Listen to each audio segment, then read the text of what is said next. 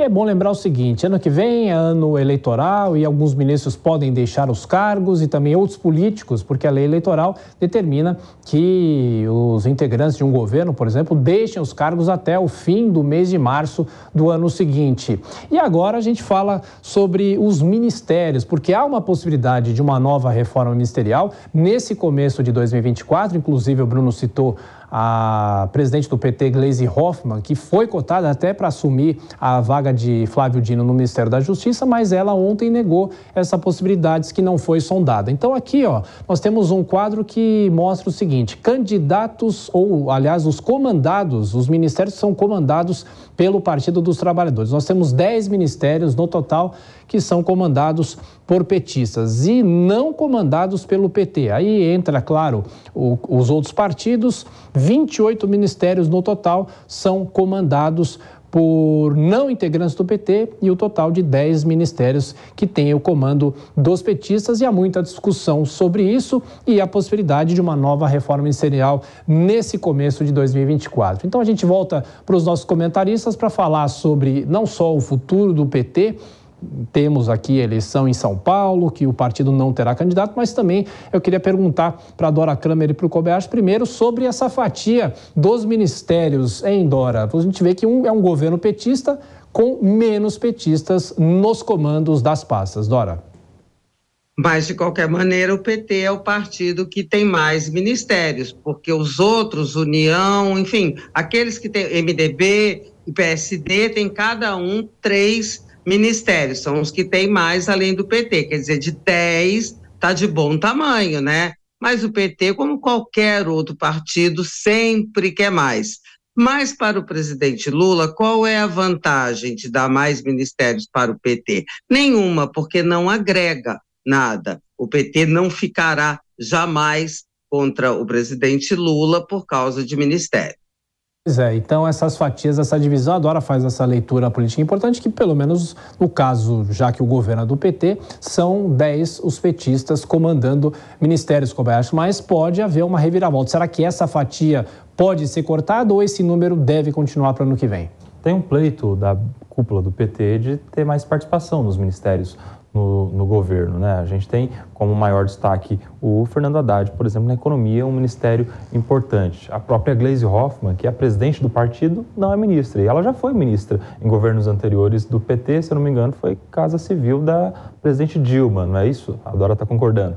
Então, assim, ela que ficou à frente do partido em um momento difícil em que o presidente Lula pleiteava a possibilidade de concorrer à eleição, roeu o osso, quer, claro, agora se saborear dos frutos da gestão da eleição vencida pelo Partido dos Trabalhadores. Então, acho justo que haja esse pleito da cúpula petista, só que o presidente Lula sabe, é político, né? Os amigos ele já tem, ele precisa conquistar justamente os inimigos, como a Dora já leu há pouco.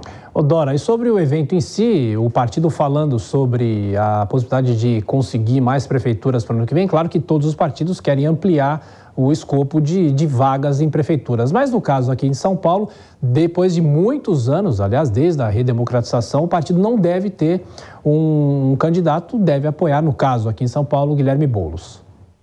Não, já está decidido, vai apoiar o Guilherme Boulos e não deve ter candidato no Rio. Também não deve se integrar na chapa do prefeito Eduardo Paes. Agora, o presidente Lula, uns meses atrás, já havia dito que a eleição de 24 é um ensaio para 26. Ele colocou as coisas assim, se eu não me engano, numa reunião anterior do partido, porque o PT precisa recuperar. Em 2020 não fez nenhuma capital, foi o pior desempenho do partido.